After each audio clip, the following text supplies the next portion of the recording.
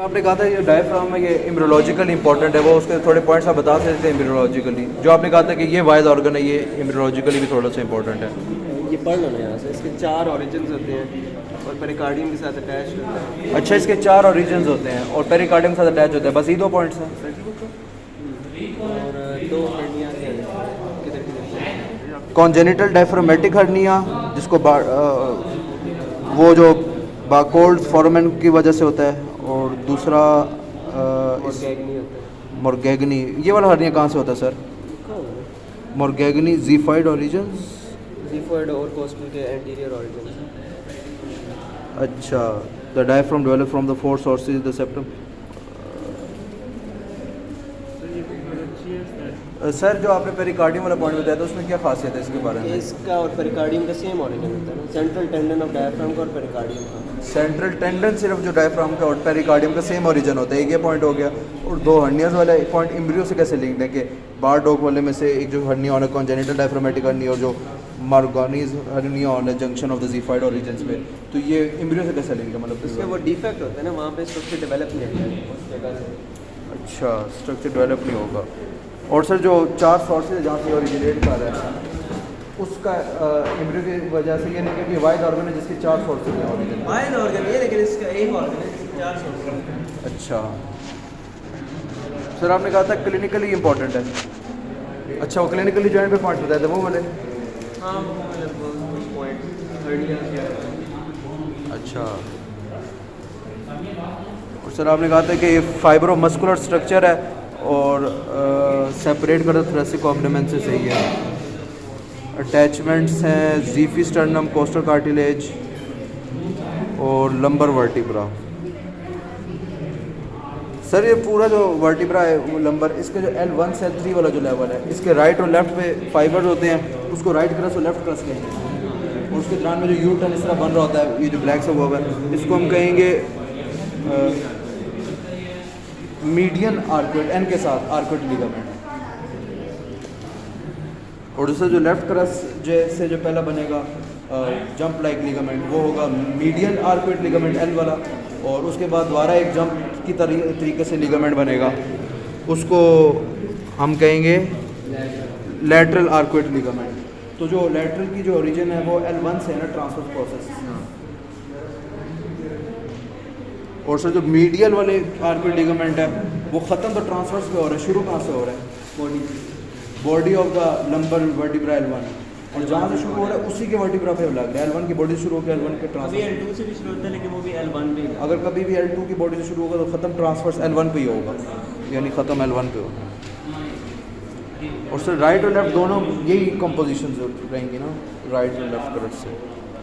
अच्छा, और सर जहाँ इसकी कंपोजिशन आपने बताई थी कि मीडियल जो L वाला है आर्कुएट लिगामेंट, ये जो पसोस मेजर पसोस माइनर, आपने सर पसोस बताया था तो मेरे माइंड में आया मेजर ही होता है। अच्छा, तो उसकी जो फेशियल थिकनिंग है उससे ये मीडियल आर्कुएट लिगामेंट बनता है। और जो कॉर्डेटस लंबोरम को कवर करता है लंबर फेशिया, उसकी थिकनिंग से लैटरल आर्कुएट लिगामेंट बनता है। अच्छा, और सर आपने कहा था डायफ्राम के एंटीरियरली आगे जो होते हैं वो 3 चीज़ें होती हैं, ज़ीफी स्टर्नम। अच्छा सर, ज़ीफी स्टर्नम क्यों कहते हैं, सिर्फ स्टर्नम क्यों नहीं कहते? ये ज़ीफाइड प्रोसेस, क्योंकि ज़ीफाइड प्रोसेस है ही स्टर्नम का पार्ट। जॉइंट हो गया, वो जो अपर जॉइंट होता है या नीचे जॉइंट होता है, ज़ीफाइड और स्टर्नम का। ज़ीफाइड आगे जाके नोक में ख़त्म होगी ना, तो नोक से पहले जो बॉडी से जो लग रहा है जॉइंट वो वाला ना। अच्छा, आपने कहा था एंटीरियरली ज़ीफी स्टर्नम है और लोअर 6 कोस्टल कार्टिलेजेस हैं एक्सक्लूडिंग द फ्लोटिंग रिब्स, क्योंकि उसकी तो कोस्टल कार्टिलेजेस नहीं है ना, उसकी कोस्टल कार्टिलेजेस नहीं है और उसमें तो वो लैटरल आर्कुएट लिगामेंट, यानी 11-12 रिब्स को निकाल के ऊपर जितनी बनती है 6 उनके कोस्टल कार्टिलेजेस जो होते हैं वो इसको एंटीरियरली कवर करेंगे। और ये आपने बताया था लेवल T8 पे है। और पोस्टीरियरली आपने कहा था कि इसके पीछे जो होते हैं 3 लिगामेंट्स होते हैं लंबर वर्टिब्रा से, पहला जो दरमियान में जो मीडियन N1 आर्कुएट लिगामेंट, फिर उसके ऊपर मीडियल आर्कुएट लिगामेंट, फिर उसके ऊपर लैटरल आर्कुएट लिगामेंट, ऊपर नहीं साइड भी लैटरल आर्कुएट लिगामेंट। अच्छा, ये पोस्टीरियरली हो गया सारा और ये सारा एंटीरियरली। और सर आपने फिर 2 लोब्स बताए थे, राइट लोब और लेफ्ट लोब। राइट लोब जो होता है वो अपर इसलिए होता है क्योंकि उसके अंदर लिवर आता है, डोम राइट डोम इसलिए बड़ा होता है क्योंकि उसके नीचे बड़ा सा लिवर होता है और वो ऊपर तक चला जाता है 4th इंटरकोस्टल स्पेस तक। और 4th इंटरकोस्टल स्पेस यानी जो निप्पल लाइन होती है वहाँ से जाता है, और वो भी तब जाता है कि अगर डीप एक्सपायरेशन हो, अगर हम डीप मैक्सिमम इतना ऊपर आ सकता है। और जो लेफ्ट लोब है वो हमारे पास 5th इंटरकोस्टल स्पेस तक आएगा। और सर जो आपने डायफ्रामेटिक मूवमेंट बताई थी, आपने कहा था जो अपवर्ड मूवमेंट है, जो ऊपर की तरफ जाना होता है, तो वो इसकी अपवर्ड मूवमेंट पैसिव होगी ना, और अपवर्ड मूवमेंट पैसिव है। और जब ये एक्टिवली जब ये कॉन्ट्रैक्ट करेगा तो ये नीचे आएगा, डोम इसके नीचे आएंगे। और अगर ये थोड़ा सा कॉन्ट्रैक्ट करेगा तो सिर्फ डोम नीचे आएगा, ज़्यादा कॉन्ट्रैक्ट करेगा तो सेंट्रल टेंडन भी नीचे आ जाएगा, और वो T8 से T9 तक नीचे आ जाएगा। और अगर उससे भी ज़्यादा डीप एक्सपायरेशन में कॉन्ट्रैक्ट करेगा तो रिब्स जो है वो एंड वाली जो है वो एलिवेट हो जाएंगी, इवर्ट हो जाएगी, इवर्जन हो जाएगी, यानी बकेट हैंडल मूवमेंट, यानी वो जो आखिरी जो 2 फ्लोटिंग रिब्स है वो बाहर की तरफ चली जाएंगी। और ऊपर वाली आखिरी 2 और ऊपर वाली भी लोअर 6 पे लगा हुआ है। तो लोअर 6 तो वो कोस्टल कार्टिलेज से अटैच है ना, वो किस तरह ऊपर जाएंगी? मुझे जब मूव करे तो वो भी साथ। अच्छा, वो कोस्टल कार्टिलेज थोड़ी स्ट्रेच आउट हो जाएंगी।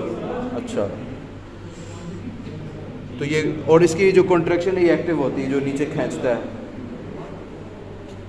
अच्छा, और रिलैक्स होगा तो इसका डोम ऊपर चला जाएगा, और वो ठीक है। और सर इसका आपने बताया था 2 फंक्शन है सिर्फ इसके। मेन तो इसका इंस्पायरेटरी फंक्शन है कि ये इंस्पायरेशन वाला ऑर्गन है, एक इसका मेन इंस्पायरेटरी फंक्शन है, क्योंकि ये ऊपर जाता है तो नहीं, क्योंकि ये नीचे जब जाएगा तो वॉल्यूम डिक्रीज़ कर देगा और प्रेशर नहीं, वॉल्यूम इंक्रीज़ कर देगा। जब ये नीचे जाएगा तो वॉल्यूम इंक्रीज़ कर देगा और प्रेशर डिक्रीज़ हो जाएगा, और जो एटमॉस्फेरिक 180 mm से प्रेशर जब डिक्रीज़ होएगा तो ऑटोमेटिकली बाहर से यार रश इन हो जाएगी।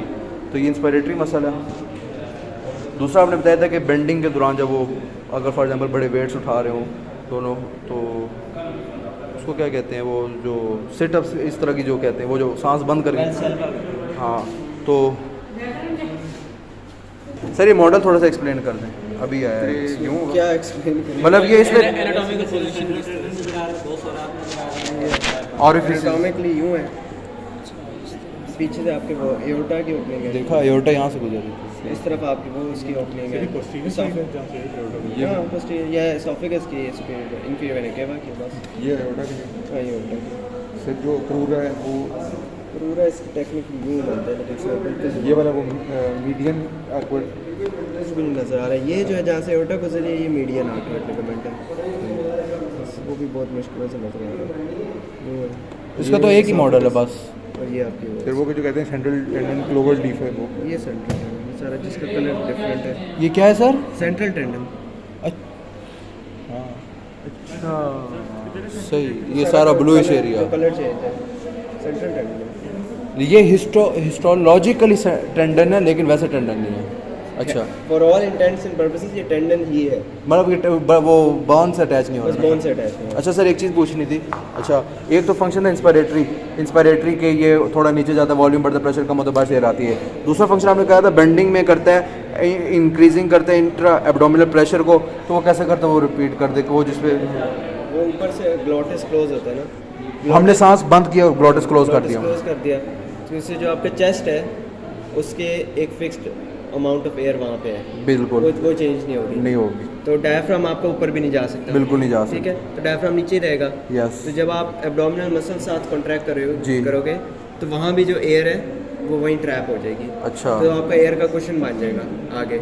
अच्छा, ऊपर डायफ्राम, नीचे मसल्स अंदर आ गए हैं, हाँ। और दरमियान में एयर का लेयर हो एक तरह से बन मैं गई है। पूरे एब्डोमिनल कैविटी में एयर रह जाएगा, Air एयर का क्वेश्चन रह जाएगा, तो इसलिए वो आपका, तो वो जितने मसल अंदर आएंगे उतना एयर का प्रेशर बढ़ेगा डायफ्राम पे, तो उससे फ़ायदा क्या होता है? तो आगे कोई यूँ बेंड नहीं हो गया, जब वजन उठा रहे तो आगे कोई बेंड नहीं हो गया, क्योंकि वो जो प्रेशर है मसल्स को बैकवर्ड लग रहा है। वो अंदर कैविटी को खोल के रख रहे हैं ना। हाँ, वो कैविटी, हाँ असल में जो प्रेशर जो एयर को लगा रहा है वो एयर बैकवर्ड पुश कर रही है, यानी एयर अंदर कैविटी को ओपन रख रही है, ओपन रख रही है। कैविटी क्लोज नहीं होने दे। हाँ, अगर कैविटी क्लोज हो जाएगी तो वो ऑटोमेटिकली हम नीचे झुक जाएंगे, इसलिए ज़्यादा वेट में वो इंक्रीज इंट्रा एब्डोमिनल। और सर इसलिए जिम में वो जो बड़े वेट उठाते हैं तो सांस बंद कर देते हैं अपना थोड़ी देर के लिए, जब तक वो वेट ना पूरे उठा दें। अच्छा, एक तो ये हो गया।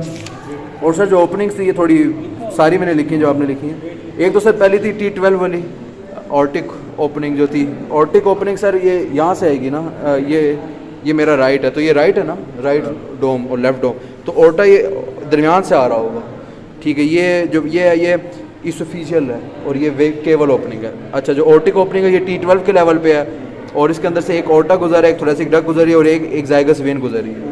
और जो इनमें से जो थोरेसिक डक्ट है वो तो लेफ्ट चली जाएगी, लेकिन ये जाइगस वेन राइट चली जाएगी यहाँ से ओर्टिक ओपनिंग से। और ये बिटवीन टू और हाँ बिटवीन टू क्रस यानी right and left cross K दरमियान ये ओर्टिक ओपनिंग है। ठीक है। दूसरा है इसोफेजियल ओपनिंग, ये थोड़ी सी नीचे है और ये नीचे है तो ये T10 का लेवल आ गया और जितने इसोफेगस में वर्ड उतने वो T10 है, ये मेमोनिक भी है। और इसके अंदर से इसोफेगस वेगस नर्व और लेफ्ट गैस्ट्रिक आर्टरी और वेन गुजरी, ये 3 चीज़ें। और सर आपने बताया था कि लेफ्ट गैस्ट्रिक आर्टरी की जो वेन है वो डायलेट करती है इसोफिजियल ओरिफिस को पोर्टो सिस्टमिक शंट, यानी आप बता रहे थे कि गट का अपना सिस्टम होता है और वो बाईपास करता है। ये थोड़ा बता दें, मेरे से नहीं समझ आया। ये लेफ्ट गैस्ट्रिक आर्टरी का ये जो बेसिकली पोर्टो सिस्टमिक शंट, जो ये है ये आपका पोर्टो सिस्टमिक शंट का पार्ट है जो लेफ्ट गैस्ट्रिक आर्टरी है। ये आपके पोर्टल सिस्टम को सिस्टमिक सिस्टम से कनेक्ट करती है। पोर्टल सिस्टम को सिस्टमिक सिस्टम, सर ये पोर्टल सिस्टम थोड़ा सा एक्सप्लेन कर सकते हैं? डॉक्टर नसीर ने भी किया था, मुझे फिर भी नहीं थोड़ा समझ पोर्टल आया। सिस्टम पूरे गट का सिस्टम है। अच्छा, गट का सिस्टम है और ये किस तरह चलता है, मतलब कैसे अलग है बॉडी के सिस्टम से? क्योंकि ये आपके गट से गट में जाता है, ये आपके इंटेस्टाइन से शुरू होके इंटेस्टाइन से इसने ब्लड लिया और लिवर में जाता है, लिवर में गया, बाकी सारी वेन्स जहाँ से ब्लड लेती हैं हार्ट में जाती हैं।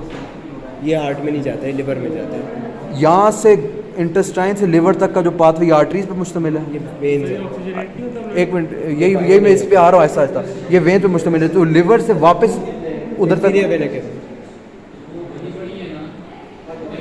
नहीं सर, लिवर से वापस वहाँ, वापस किधर? लिवर से वापस उस जगह पे वो गट पे, लिवर से गट में क्यों जाना है? तो लिवर से कहाँ जाएगा फिर?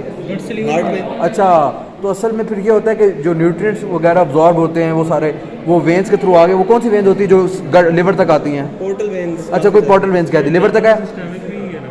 इवेंचुअली लिवर को क्रॉस। अभी मैं आता हूँ उस पर भी। वो उसने लिवर में उसने जाके डिटॉक्सिफिकेशन कर दी है, मेन पर्पज जो था डिटॉक्सिफिकेशन करने के बाद जो यूजफुल इंस्ट्रूमेंट थे हार्ट तक चले गए। अब हार्ट से वापस वहाँ तक किस तरह आएगा? आर्टरी से।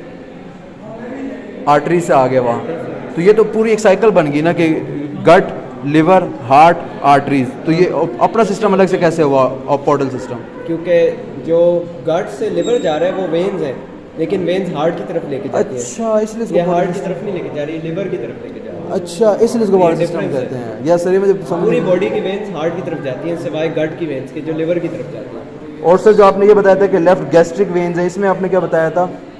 तो ये बेसिकली कनेक्शन है। लेफ्ट गैस्ट्रिक वेन जो है लिवर की वेन है और अच्छा। ये लिवर की तरफ लेके जाती है। अच्छा, लेकिन ये कनेक्ट होती है सिस्टमिक वेन के साथ भी। अच्छा, यानी ये उधर भी जाती है और इधर भी जाती है। अच्छा, और जो पोर्टो सिस्टेमिक शंट है वो इसी को कह रहे हैं जो मैंने सर्कल बनाया था? इसी तरह की एडिशनल वेन्स होती हैं जो लिवर से भी कनेक्टेड है और सिस्टमिक से भी है। तो उनका फिर फ़ायदा क्या? वो तो फिर शंटेड क्लॉट, फिर तो फ़ायदा ही ना हुआ। नॉर्मली बंद होती है ना, तो फिर वो बॉडी में एग्जिस्ट क्यों करती है अगर बंद है? जब लिवर ख़राब होता है तो फिर उसमें ब्लड चला जाता है। अच्छा, वो जैसे स्कैपुलर एनास्टोमोसिस का होता है कि एक रास्ता बंद हो जाए दूसरे रास्ते से थोड़ी देर तक काम हो सकता है। अच्छा सर, सही है। तीसरा आपने बताया था केवल ओपनिंग, उसमें T8 का लेवल होता है, इन्फीरियर वेना केवा वाली ओपनिंग होती है। वो ये केवल ओपनिंग थी और उसमें इन्फीरियर वेना केवा और राइट फ्रेनिक नर्व गुजरती थी। एक मिनट में पहले ये थोड़ी सर के पॉइंट्स रिवाइज कर लूँ। अच्छा, ये 3 ओपनिंग्स हो गई। उसके बाद आपने फोर्थ लिखा था left cross hemizygous when. Left cross इसके आगे हेमीजाइगस वेन आना था, तो इसका कौन सी ओपनिंग थी? लेफ्ट क्रस से मुराद वही है? लेफ्ट क्रस के पीछे से। अच्छा, लेफ्ट क्रस के पीछे से जो हेमीजाइगस वेन आती है वो फोर्थ ओपनिंग थी। फिफ्थ आपने कहा था लेफ्ट एंड राइट क्रस और उसके पीछे से great and lower splenic nerves आ रही हैं। मतलब एक और एडिशनल ओपनिंग भी है लेफ्ट क्रस के पीछे? नहीं, लेफ्ट क्रस के बस पीछे से गुजर रही है। अच्छा ठीक है, ये इसलिए लिखा, लेकिन राइट भी आपने लिखा लेफ्ट एंड राइट। तो लेफ्ट साइड से लेफ्ट ग्रेटर स्प्लेनिक है, राइट साइड से राइट ग्रेटर स्प्लेनिक। अच्छा, राइट ग्रेटर स्प्लेनिक और लेफ्ट ग्रेट, ठीक है। उसके बाद मीडियल आर्कुएट लिगामेंट, इसके पीछे सिंपैथेटिक ट्रंक गुजारा है। और सातवां आपने लिखा था लैटरल आर्कुएट लिगामेंट, इसके पीछे सबकोस्टल नर्व गुजर रही है। उसके बाद आपने 8वां लिखा था xiphisternum and seventh costal cartilage, total 7th costal cartilage, इन दोनों के दरमियान से सुपीरियर एपिगैस्ट्रिक कौन सी गुजरी? आर्टरी है। आर्टरी। अच्छा, सुपीरियर एपिगैस्ट्रिक आर्टरी गुजरी है। तुम क्या पूछ रहे थे? सर ये जो भी ऊपर को उठता है तो ये हार्ट की फंक्शन को इफेक्ट करता है? नहीं होता? उसकी रीज़न है, मैं बता दूँ। हार्ट में नहीं होता इसके साथ ऊपर? हार्ट में होता है तो फंक्शन इफेक्ट नहीं होता। अच्छा सर, जो 10th ओपनिंग है आपने लिखा muscle of left dome phrenic, इसका क्या मतलब है? मसल ऑफ एल डोम आपने कोई इंपॉर्टेंट लेफ्ट डोम के अंदर से डायरेक्ट पीस करते हैं। लेफ्ट डोम मसल के लेफ्ट डोम के अंदर से डायरेक्ट पीरेस करती कौन सी? ये फ्रेनिक नर्व। अच्छा, तो आपने इसको इंपॉर्टेंट कहा था किस हवाले से? ये राइट वाली एक ओपनिंग से जा रही है, लेफ्ट वाली डायरेक्टली क्रॉस कर रही है। राइट वाली, हाँ राइट फ्रेनिक नर्व ओपनिंग से जा रही है, लेफ्ट वाली जो है वो लेफ्ट डोम को पियर्स कर रही है। अच्छा, ये 10th ओपनिंग होगी। इसमें ज़रूरी नहीं क्योंकि हार्ट लगा सेंट्रल टेंडन के साथ, central tendon deep inspiration expiration. तो सर जो बंदा बहुत तेज़ भाग के आता है उसका हार्ट बहुत जल्दी ऊपर नीचे थोड़ा सा होने लग जाता है। हाँ, पंपिंग ज़्यादा हो रही है। पंपिंग ज़्यादा मतलब सेंट्रल टेंडन जब मूव करेगा तब हार्ट मूव करेगा, क्योंकि सारा आपका पेरिकार्डियम सेंट्रल टेंडन के साथ है। अच्छा, और सेंट्रल टेंडन आपके डीपर इंस्पिरेशन में ज़्यादा मूव करते हैं, शैलोअर इंस्पिरेशन में आपके ज़्यादा डोम्स मूव करते हैं। अच्छा सर, जो नर्व सप्लाई थी आपने कहा था कि जो मोटर है इसकी सेंसरी मोटर फ्रेनिक नर्व से मिल रही है और phrenic nerve C3 C4 C5 से मिल रही है, और C3 C4 C5 keep the diaphragm alive, वो म्यूमोनिक भी है। अच्छा, तो सेंसरी है, सेंसरी आपने कहा ये स्प्लिट है। स्प्लिट से मुराद ये है कि एक सेंटर में जा रही है फ्रेनिक और एक पेरिफेरी साइड पे जो जा रही है वो लोअर 6 इंटरकोस्टल नर्व्स हैं। तो जो सेंटर में फ्रेनिक जा रही है सेंसरी, उसकी रेफर्ड पेन शोल्डर है और लोअर इंटरकोस्टल की रेफर्ड पेन एब्डोमेन है।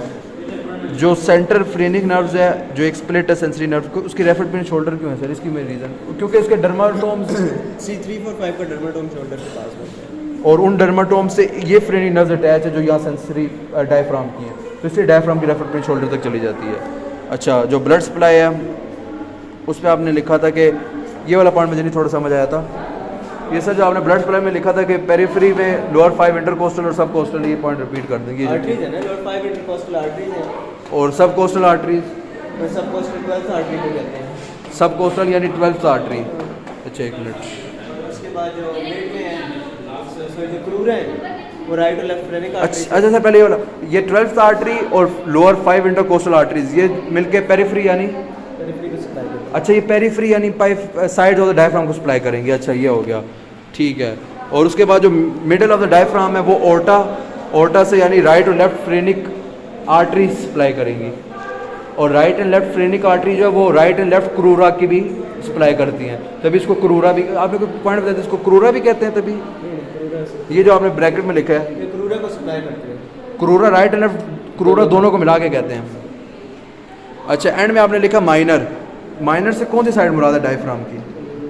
इस माइनर कंट्रीब्यूशन वो कौन सी है? मस्कुलो और पेरिकार्डियो, ये पॉइंट नहीं समझ। और नीचे मस्कुलर और पेरिकार्डियो फ्रेनिक आर्टरीज जो है, और दिनान में आपने इंटरथोरेसिक भी लिखा है। दोनों इंटरनल थोरेसिक की ब्रांचेस हैं, मस्कुलो फ्रेनिक आर्टरी और pericardio phrenic. Pericardio phrenic artery, ये दोनों आर्टरीज आती हैं इंटरनल थोरेसिक आर्टरी से, और ये इंटरनल थोरेसिक आर्टरी आती हैं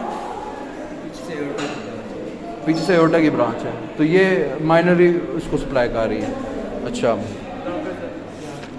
और हर्निया के हवाले से आपने बताया था कि जो मेजेंट्री या गट प्रोट्यूड हो जाए बाहर तो उसको हम हर्निया कहते हैं, और केबल ओपनिंग जो होती है वो सील्ड होती है, जबकि इसोफेगस ओपनिंग जो होती है वो सील नहीं होती, इसी वजह से उसकी वजह से एब्डोमेन प्रोट्यूड आउट हो जाता है। और ये एब्डोमेन सारा ठीक है, ऊपर की तरफ प्रोट्यूड आउट होगा, ठीक है। और अगर सर ये डायफ्राम जो है ये वाला, अगर डायफ्राम से हाफ स्टमक ऊपर चला जाए उसको हम स्लाइडिंग हर्निया कहेंगे, और इसमें स्लाइडिंग हर्निया में जो स्फिंक्टर होगा वो ऊपर चला जाएगा। अच्छा, और जो दूसरा है पैरा इसोफेरेंजियल रोलिंग हर्निया, इसमें हार्ट का वो स्टमक का फंटस पार्ट ऊपर चला जाएगा डायफ्राम से, और इसमें जो स्फिंक्टर होगा वो नीचे ही रहेगा। और इसमें आपने कहा था कि जो फंटस पार्ट जिसमें ऊपर चला जाएगा इसमें आर्टरीज सप्लाई कॉम्प्रोमाइज हो सकती है, क्योंकि फंटस पार्ट जो होगा ओपनिंग के अंदर घुस के उसको इधर स्टिफ कर देगा, और जबकि जो आधा जो स्टमक ऊपर चला गया वो उस हिस्से से ऊपर चला गया, अब उधर फंसेगा नहीं, वो अपनी जगह में सुराख जो है उतना ही रहेगा, और इसी वजह से उधर ब्लड सप्लाई कॉम्प्रोमाइज़ नहीं होगी। अच्छा, और एंड पे सर आपने एक फिजियोलॉजिकल बताया था कि जो एक राइट क्रस्ट बना होता है उसके दरमियान से इसोफेगस गुजरी होती है, तो नॉर्मली जो होता है वो जब हम क्या करते हैं, डायफ्राम कॉन्ट्रैक्ट करते हैं, जब डायफ्राम कॉन्ट्रैक्ट करता है तो वो राइट क्रस्ट को खींच के इसोफेगस को बंद कर देता है, और ये फिजियोलॉजिकली होता है ताकि जो स्टमक के कंटेंट्स है वो ऊपर ना आ सके।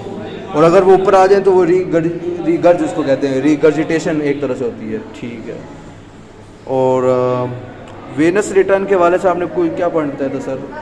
जब आपका नीचे वो डायफ्राम कॉन्ट्रैक्ट करते हैं तो वो इंट्रा एब्डोमिनल प्रेशर ज़्यादा करते हैं। यस करता है। वो आपकी जो जहाँ सारी वेन्स हैं उनको कंप्रेस करते हैं और वेना केवल तो जो वेन्स होती है वो ब्लड रिजर्वायर भी होती है, जो कंप्रेस होंगी तो बहुत एक्सटेंसिवली ब्लड आ जाएगा। ब्लड ऊपर वीनस रिटर्न है। और वो केवल ओपनिंग को डायलेट क्यों करता है? खींच के किस लिए? खींचने के लिए? खींच के डायलेट करता है। नहीं, उसको रीज़न क्या होती है डायलेट करने की? केवल वहाँ से ओपनिंग। ब्लड चला जाए ऊपर। अच्छा सर, नीचे से तो ब्लड इसलिए ला रहा है ना क्योंकि प्रेशर स्टमक में ज़्यादा हो गया, तो ऊपर ब्लड भेजने की क्या रीज़न है? कोई रीज़न है या फिर ये वजह है कि नीचे से आया तो उसने ऊपर जाना है? तो ऊपर जाना है ना, इसलिए वो ओपनिंग अच्छा। तो बड़ी होगी। वो ऑटोमेटिकली कि ब्लड ज़्यादा, और इसलिए वेनस रिटर्न ज़्यादा हो जाएगा। अच्छा, discuss origin and insertion. Origin तो सर इसकी तकरीबन हो गई है ना? और ये दोनों हो गए, 3 नहीं है? मतलब ओरिजिन इंसर्शन दोनों बता देना। अच्छा, अगर इसको समराइज़ करें तो इसके ओरिजिन कितनी होंगी? 3 मैंने वैसे वीडियो में पढ़ी थी, लंबर, स्टर्नोकोस्टल और एक और भी। वही जो मैं पूरा बताया था, आगे से, साइड से, पीछे से, वो क्या है वो सारा। पीछे से आपने बताया था वो तीनों लिगामेंट्स आ रहे हैं, आगे से आपने बताया था ज़ीफ स्टर्नम, और वो 2 चीज़ें आ रही हैं। साइड से आपने बताया था लोअर 6 कोस्टल कार्टिलेजेस आ रही है। ठीक है, ये ओरिजिन। और इंसर्शन में क्या हम बताएंगे? अगर एक ये इंसर्शन मतलब ओरिजिन इंसर्शन मिक्स ही है ना। अच्छा, सही। और ये है कि locate 3 major openings along with their vertebral level, वो तो हो गया T8, T10 और T12। आगे है enlist all structure passing with major structure through, वो भी हो गया था। लोकेट स्मॉल अपर्चर्स फॉर और द स्ट्रक्चर, ठीक है, ये भी हो गया। Explain its motor and sensory supply, ये भी हो गया। एंड एनी रेफ एसोसिएटेड, एक शोल्डर और एक एब्डोमेन हो गया। Enlist arteries supplying the diaphragm, ये तो पूरी हो गई ना, ये वाली थी ना, मिडल, यूनियन और पेरिफेरी। अच्छा, identify variation in position of the domes of the diaphragm. Variation in position किस तरह? वो 8-4 तक होता है, 5 तक होता है। अच्छा, सही है, सही। जो 5 तक होता है उसके नीचे राइट वाला है ना, उसके नीचे बड़ा सा लिवर होता है, और जो 4 तक होता है उसके 4 के नीचे लिखा। अच्छा, 4th इंटरकोस्टल स्पेस ऊपर है हमारी। 4th के नीचे राइट डोम है, राइट डोम के नीचे लिवर है, इसलिए 4th तक। और जो 5th है उसके नीचे कुछ भी नहीं है। ठीक है। इन लिस्ट इस फंक्शन, 2 ही फंक्शन थे, इंट्रा एब्डोमिनल प्रेशर और इंस्पायरेटरी मसल। हाइटल हर्निया, हर्निया देखिए मुझे पता है, ये नहीं कहते हैं, हाइटल हर्निया किसको कहेंगे? इन्हीं हर्निया से। ये जो 2 स्लाइडिंग हर्निया और पीसोफ्रिंजियल रोलिंग हर्निया, इन दोनों को हाइटल हर्निया। हाइटस से, हाइटस वर्ड कहाँ यूज़ होता है सर? हाइटस ओपनिंग को कहते हैं। किसी भी ओपनिंग का, किसी स्पेशल ऑर्गन की ओपनिंग थी, और उसको हाइटल हर्निया क्यों कहते हैं? स्टमक ओपनिंग से जाता है ऊपर। अच्छा, ओपनिंग, इसमें ओपनिंग इन्वॉल्व है। Differentiate between paraesophageal from sliding hernia. Paraesophageal में ये होता है कि उसमें स्लाइडिंग हर्निया में स्फिंक्टर ऊपर चला जाता है, इसमें स्फिंक्टर ऊपर नहीं जाता। और स्लाइडिंग या रोलिंग हर्निया में स्फिंक्टर भी नीचे रहता है और ब्लड सप्लाई भी कॉम्प्रोमाइज़ हो जाती है। इन दोनों के अलावा कोई डिफरेंस नहीं है। अच्छा, question 1, does central tendon have any bony attachment? इसमें हम कहेंगे कोई भी अटैचमेंट नहीं, लेकिन हिस्टोलॉजिकली ये सेंट्रल टेंडन जो होता है टेंडन की तरह बिहेव करता है। Which part of diaphragm moves on respiration? Domes, both domes, ये हम कहेंगे। अच्छा, what are the medial and lateral arcuate ligament made up of? एक आपने बताया था कि पसोस के लिए थिकनिंग की से मीडियल आर्कुएट बनता है, और लंबर फेशिया जो लंबर, और उसके अलावा एंड में जो है सर एक वीनस रिटर्न वाला है और एक वही एसोफेगस वाला। How does contraction of diaphragm facilitate? Contraction से वही आपने बताया था, इंट्रा एब्डोमिनल प्रेशर, वो सारा एब्डोमिनल वेन्स होगा और वो वीना की वेडी भी। How does diaphragm contraction prevent stomach contents regurgitation into thoracic oesophagus?